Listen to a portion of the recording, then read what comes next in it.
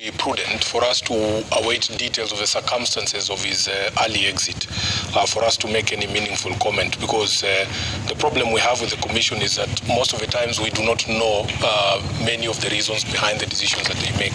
So even on this one, I would be cautious to just wait for details of the decision. I mean, we need to hear from the commissioners. That communication that has been put out this evening doesn't say much about the reasons behind the exit, and we are told that his term was coming to an end in March of 2027 anyway, which might be a good thing, so that you have somebody in office in good time to be able to put together proper preparations for the elections in 2027. And overall, what has been your feeling about IEBC in the run-up to 2027? I think we have had very serious challenges. You remember last time we were here, we were discussing about even how we came to have the current commission put together.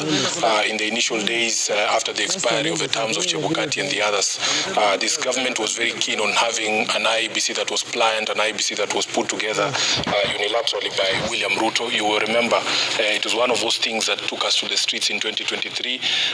It took a very long time. There was a panel led by Makanda that was put in place, that was then put in limbo for a very long time. We had to go through NADCO, which is part of the conversations we're going to be holding this evening.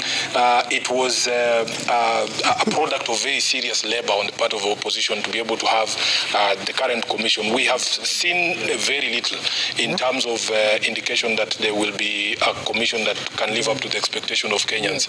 If the activities in the by-elections are anything to go by in November, we saw rampant bribery of voters. We saw involvement of government machinery in campaigns.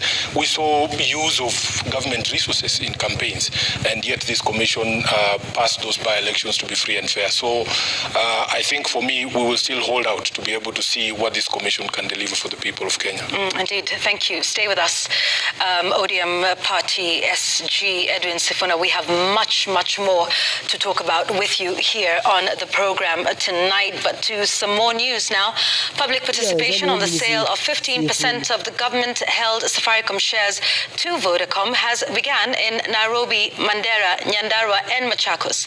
Citizens weighed in on the 200 billion shilling deal aimed at funding infrastructure, raising concerns over government mistrust, national sovereignty, corruption and potential misuse of funds.